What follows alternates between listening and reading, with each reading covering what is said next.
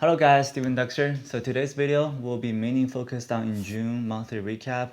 I think overall I made close to $1.1 to $1.2 million in this month. But overall I'm going to start from the bottom and I will be going over some of the major takers that happened and some of the biggest trades I made by giving them the entry and exit.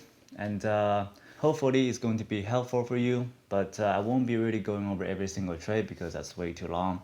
Then I will be explaining majority of the profits are coming from and coming from which pattern, so you will know what pattern to focus on to grow your account. But before getting into this video or this recap, I want to talk about my personal experience of how I got here. And back in 6 years ago, and I was making close to, I would say, $100 to $200 a day. And I was thinking, okay, so if I can keep these performances, I will be in very good shape of supporting my colleges and potentially helping my parents in their financial situations. And at that time, I will never think about how to become a better trader, how to really focus on the process. All I'm aiming for is, okay, I want to make $1,000 a day, then I will be able to make $1 million in a year. And I was way too focused into how much money I can make. So I was forcing trades there and there, back and forth, and end up losing money. That's why I would say 90% of the traders lose their account at the beginning.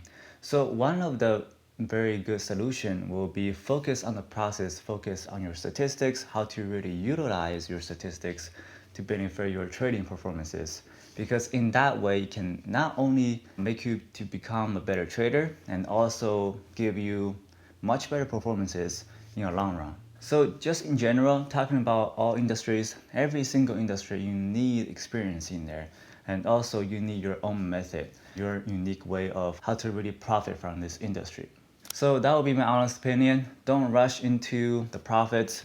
Focus how to become a better trader. I said the same thing last video, but hopefully you can keep that in mind, and let's get into the video. So in here, I'm going to explain two tickers that caused me to take a decent loss and also caused me to make a tons of profit.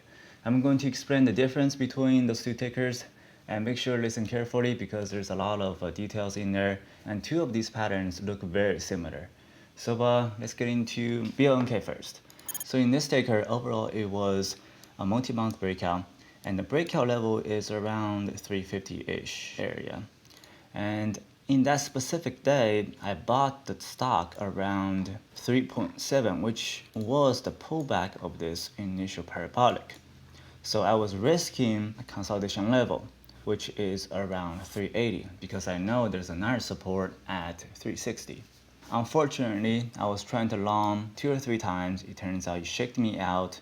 Overall, I think I took about $80,000 loss in total. In this case, if I be more patient, and then I would be holding the sticker much longer.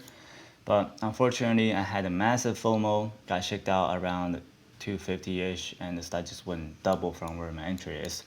All the way went up to 7, but if I was be able to hold the ticker a little bit longer, I will make much more. So in future wise, when a stock is performing a breakout, it's trading decent amount of volume, it is consolidating above the support, then you will be a definitely potential long. Now it depends on where your entry is. Don't try to enter into a massive volume candle. You always want to find some type of weaknesses or some type of consolidations, because sizing into this parabolic and then you get shaked out, then you size in again, get shaked out again. When you are making so many mistakes into the same ticker, you won't be able to think rationally. So in this case, for my mistake, I think I can make much more, but instead of turning again into a loss, always be patient, always try to find out where the support is. Make sure you use a tight risk management, then you should be good to go. Let's say the stock performed a multi-month breakout. In the history, when you're looking back in 3 years, there is tons of resistance around 4, 5, 6, 7, 8. Overall, even it's a solid volume breakout, it's having 2, 3 red days right here and right here. So the pattern itself is not a very clean breakout. That's why when you are trying to long for multi-day runners, always look for a clean chart. In 3 years to 5 years, overhead resistance are not very good for multi-month breakout at all. So let's look at VXRT now. This ticker I made close to $300,000 to $400,000. First of all, the stock had massive amount of resistance around $3 area. Now, right here, which is 80 million share traded, 80 million share traded. So if you add all the resistance together, the overall resistance in total will be close to 200 million. Now, as soon as it broke that area, which is around 4, and start gaining volume around 470, the stock went parabolic. You can see right about here.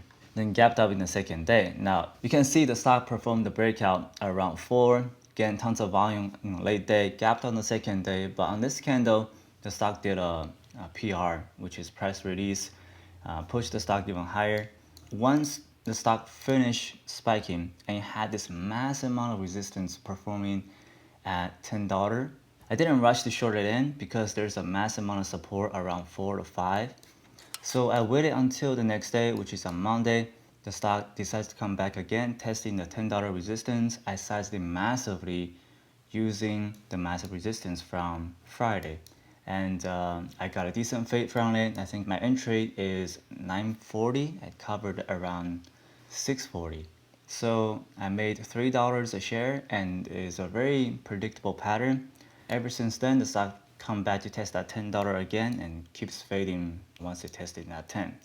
This is a very good examples for multi-day breakout, because when you are comparing with VXRT and BLNK, VXRT 3 years, there's no resistance, not very light resistance. 30 million around 470, only 20 million around 7. That's why the breakout is much more clean compared to BLNK, because BLNK, the stock is packing resistance around 7 to 8. That's why the stock is having much more trouble breaking through this area. So when you want to go potential long, always look for clean chart first in terms of long-term history. And also you want to know where you want to sell. Now in this case, BLNK, you know where to sell because you know where the resistance is. For VXRT, since it's a clean chart, you can size it much more compared to BLNK. And also, the more volume you have, the more clean the breakout will be. On BLNK, I think I lost 70,000, 77,000, I think. VXRT, I made close to 400 to 300,000. Those are the biggest losses of the month and the biggest gain of the month. Hopefully, these tips are helpful. Always have a tight risk. Always compare your risk and your reward. Make sure there are at least 1 to 2 in terms of ratio. So you will have a decent risk reward on every single trade. And yeah, that'll be the end of this video. Thank you very much for watching. I will see you guys in the next one.